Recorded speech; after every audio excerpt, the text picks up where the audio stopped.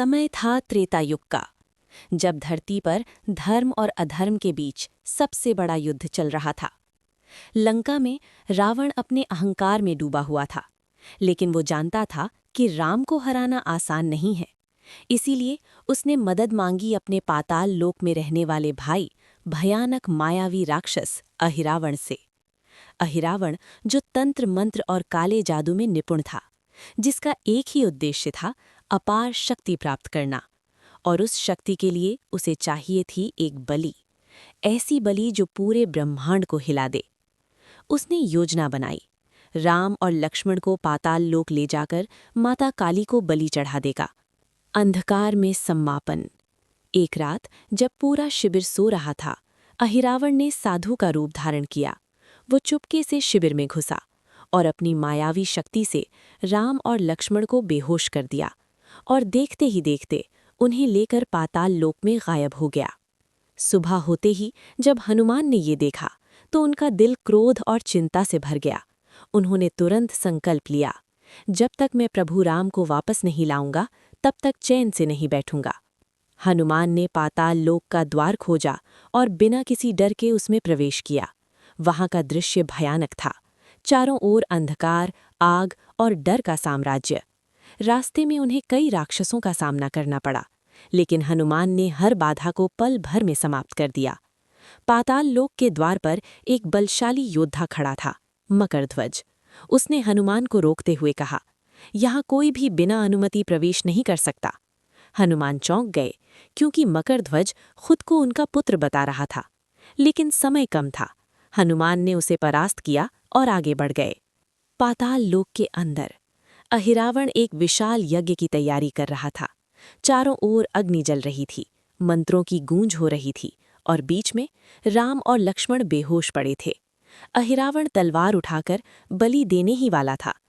उसी क्षण पूरा पाताल लोक गूंज उठा, जय श्री राम। हनुमान वहां प्रकट हो चुके थे। उनकी आंखों में क्रोध और दिल में अपने प्रभु के लिए अटूट प्रेम था। हनुमान और अहिरावण के बीच भयंकर युद्ध शुरू हुआ। अहिरावण ने अपनी सारी मायावी शक्तियां इस्तेमाल की, लेकिन हनुमान के सामने सब बेकार साबित हुईं।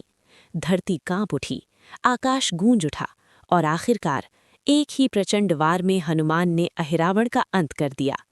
तभी माता काली प्रकट हुईं। उन्होंने हनुमान की भक्ति और वीरता को देखकर कहा, तुम सच्चे भक्त हो, तुम्हारी भक्ति अमर रहेगी। और उन्होंने राम और लक्ष्मण को जीवन दान दिया। कहते हैं, इस दुनिया में सिर्फ वही नहीं है जो हम देख सकते हैं, बल्कि एक और दुनिया भी है जहां फैसले होते हैं किसकी किस्मत बदलेगी और किसका अंत होगा। उसे कहते हैं पाताल की सरकार, एक ऐसी शक्ति जो अंधेरे में बैठकर पूरी सृष्टि को नियंत्रित करती है। बहुत साल पहले एक गांव था जहां लोग अचानक गायब होने लगे। कोई आवाज नहीं, कोई निशान नहीं, बस इंसान एक पल में हवा हो जाता था। लोग डर गए। उन्होंने मंदिरों में प्रार्थना की, लेकिन कोई जवाब नहीं मिला। तभी गांव में एक अजीब साधु आया। उसकी आंखें लाल थीं और उसकी आवाज सीधे दिल में उतरती थी। उसने कहा, ये किसी इंसान का काम नहीं है, ये पाताल की सरकार का खेल है। साधु बोला, एक ऐसी शक्ति जो हर आत्मा का हिसाब रखती है, और जब कोई सीमा पार करता है तो उसे अपने पास बुला लेती है। गांव में एक लड़का था, वीर। उसने ठान लिया, वो इस रहस्य को खत्म करके रहेगा। रात के अंधेरे में वो अकेला निकल पड़ा उस गुफा की तरफ जहां से अजीब आवाजें आती थीं।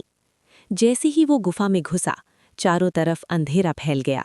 दीवारों से आवाजें आने लगीं, वापस जा, वरना कभी लौट नहीं पाएगा। लेकिन वीर नहीं रुका।